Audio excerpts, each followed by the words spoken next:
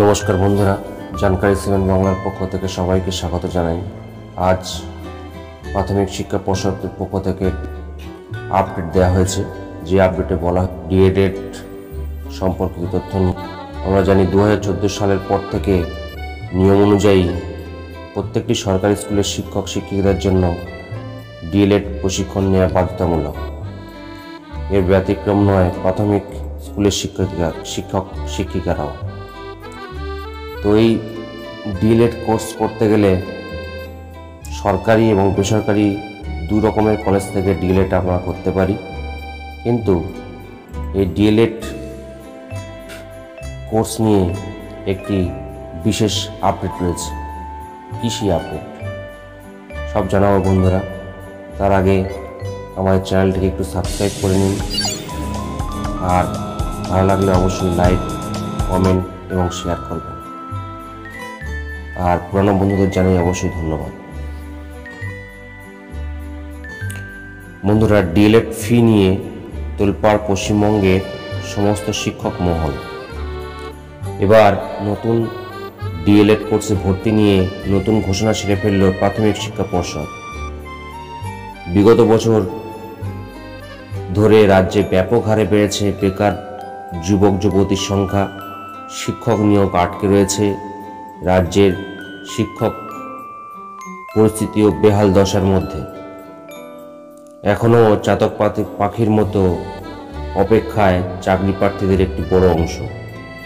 আর এর মধ্যেই রাজ্যের সরকারি এবং বেসরকারি ডিএলএড শিক্ষা প্রতিষ্ঠানগুলি ফি বৃদ্ধির সিদ্ধান্ত নিল প্রাথমিক শিক্ষা পর্ষদ।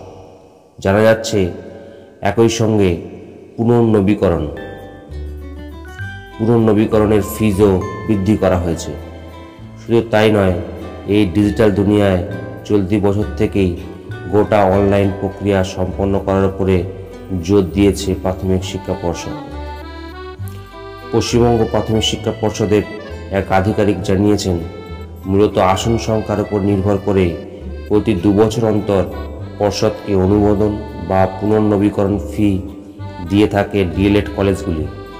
এবারে এক লাফে অনেকটাই বাড়াতে চলেছে সেই খরচ। এই খরচের হিসাব দিতেই পর্ষদের তরফ থেকে একটি তালিকা প্রকাশ করা হয়েছে। জানা যাচ্ছে যে 50টি আসনযুক্ত কলেজগুলিতে 50,000 টাকা, 100টি আসনের ক্ষেত্রে 1 লক্ষ টাকা, এবং যেসব কলেজে 150টি আসন রয়েছে তাদেরকে প্রায় 1,50,000 অর্থাৎ 1.5 লক্ষ টাকার মতো অনুমোদন ফিস বা পুনর্নবীকরণের ফিস জমা দিতে হবে। নিয়ম অনুযায়ী ডিপ্লোমা ইন এলিমেন্টারি এডুকেশন অর্থাৎ ডিএলএড কোর্স করানোর জন্য national council of teachers education বা এনসিটির অনুমোদন নেওয়ার দরকার হয়। এর থেকে নো অবজেকশন সার্টিফিকেট অর্জন করতে হয় ডিএলএড কলেজগুলিকে। তারপর অনুমোদনের জন্য পর্ষদের কাছে ফি জমা দিতে হয়। তবে কলেজগুলিকে ডিএলএড কোর্স করার অনুমতি দেওয়া হয়। এতে সমস্যায় পড়বে বলে মনে করছেন শিক্ষক মহলের এক অংশ। কারণ অনেক গরিব মেধাবী ছাত্ররা টাকার অভাবে তারা ডিএলএড কোর্সটা ভর্তি হতে পারবেন না। কারণ ডিএলএড কোর্সগুলিতে যদি কলেজগুলিকে যদি টাকার পরিমাণ বাড়ানো হয়, তাহলে অবশ্যই বেসরকারি কলেজ এবং সরকারি কলেজ ক্ষেত্রে যারা আগামী দিনে যারা ভর্তি হবেন তাদেরও কিন্তু ফিস বাড়তে চলেছে। তবে ডিএলএড কলেজের শিক্ষা যে প্রতিষ্ঠানগুলি রয়েছে তারা বলছে যে পড়ুয়াদের মান এবং ভবিষ্যৎ নিয়ে কোনো আপোষ করা হবে না, এবং এ ব্যাপারে নিশ্চিত করেছে প্রাথমিক শিক্ষা পর্ষদ। তবে এইটুকু ছিল আজকের আপডেট, যে সম্পর্কে বিশেষ বিজ্ঞপ্তি করল প্রাথমিক শিক্ষা। এবং পরবর্তী ভিডিও পেতে চোখ রাখুন জানকারি 7 বাংলার পর্দায়।